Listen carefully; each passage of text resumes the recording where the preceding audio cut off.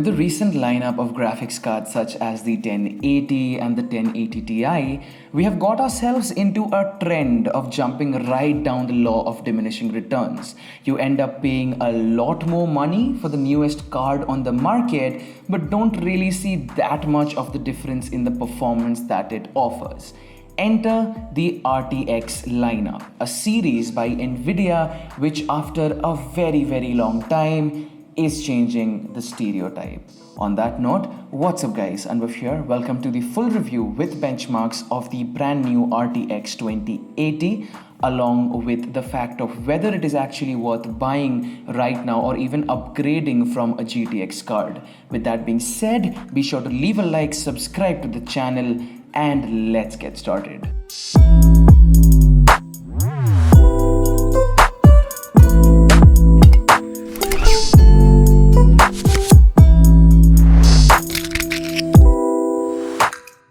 Alright guys, so the card that we are looking at today is none other than the RTX 2080. Now first things first, let's talk about what's new. Now the first most significant change in the RTX lineup is the architecture on which it is based, which has been revamped from using the Pascal architecture in the previous cards to the brand new Turing architecture, which in a layman's language allows this card to utilize its biggest features, aka real-time ray tracing and AI-enabled perks in the new video games to come. Now what that essentially allows you to do is get performances at 4K 60 FPS in the most demanding games right now and the ones to come in the coming years. Now let's get a bit deeper into what exactly is real-time ray tracing and the AI features. Now, as far as real-time ray tracing is concerned, now if you guys did not know, ray tracing is a 3D rendering technology that simulates the lighting of a scene and its objects. Now, basically what this enables us to see in new gaming titles using these features is insane amount of details in the depth, highlights, shadows, and the reflections of the graphics arena. Now, let's just look at this video for crying out loud, which is a ray tracing demo.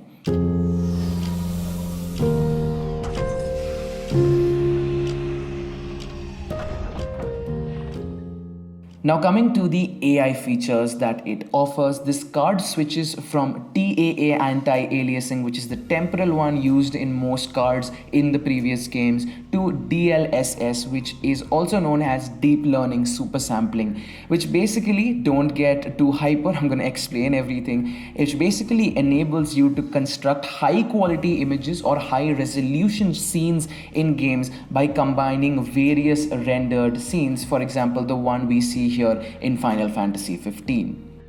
All by myself? You won't even notice if we just let go.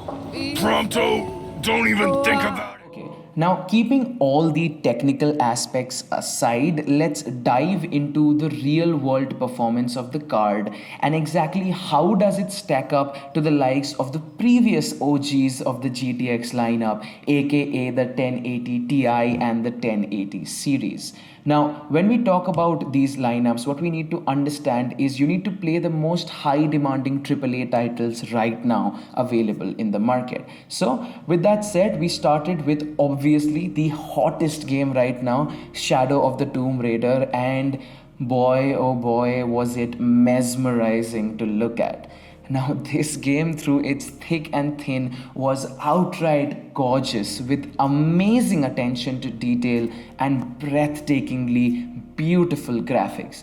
Now everything from the way that the game ran on this card to the frame rates which it gave us in its inbuilt benchmark test, which was an average of 70 FPS with a highs of almost 133 and the lows of 60 on ultra settings with everything maxed out at 1080p. I have absolutely nothing to say.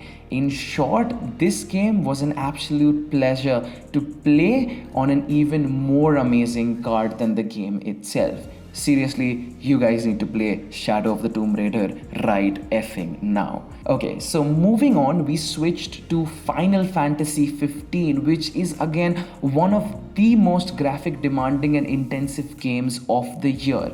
Now, even here, we started playing, and the game was a no-brainer for the card. It is as if the card is at a level where the games haven't reached yet.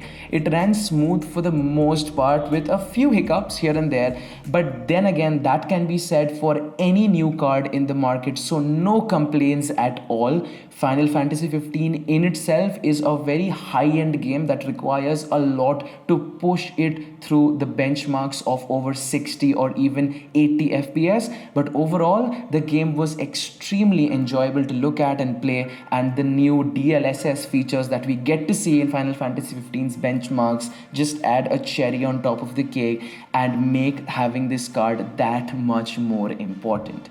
Okay, so after playing these two very high-end, very new AAA titles, we also played a few other titles which were basically including one of my favorite games of all time, for those that you know, The Witcher 3, and the performance was absolutely insane. Easily above 100 FPS at 1080p on ultra settings with all the Nvidia Hairworks enabled and all of that good stuff.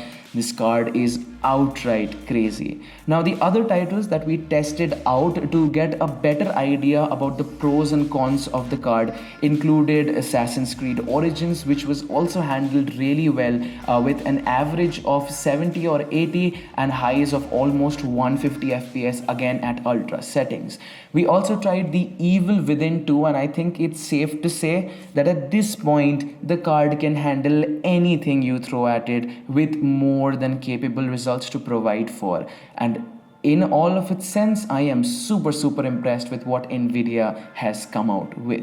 Okay, now coming to the crux of the nut, now coming to the main question, which is whether this card is a worthy upgrade or a buying option at all in the first place. And I think that at the prices at which these cards are quoted for, everywhere going from the 2070 to the 2080 Ti, the amount of improvement in performance that we are getting is insanely exponential in nature. You see, this brings me back to my first point. There was a time when cards like 1070 Ti, 1080 Ti were there, and they definitely had performance boosts, but the amount of money that we were paying for them did not really justify the amount of improvement we were getting exponentially. But this card changes the way we look at Nvidia memory cards in general. Now, what you need to keep in mind while deciding whether to get this card or not is not the amount of money you're going to spend, but the new tech that comes along with it.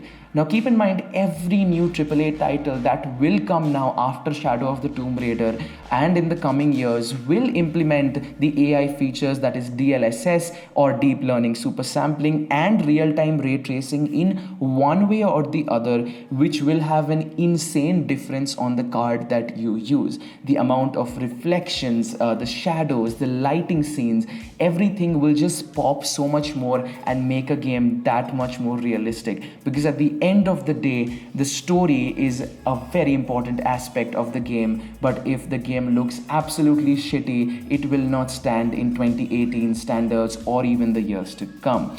With that being said, an insane amount of love to the guys over at Nvidia as well as Zotac Gaming for getting this unit out to me so I could push the review as soon as the memory card has been launched. Also, a huge shout out to my friend Ayush for helping me out with the video and the entire process. He also has a channel called Ayush Chen Films. I'll link it below in the description, so be sure to check it out.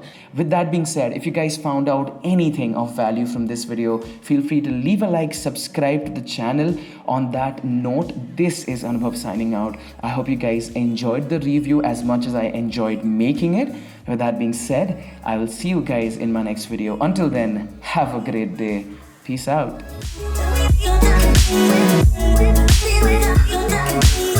We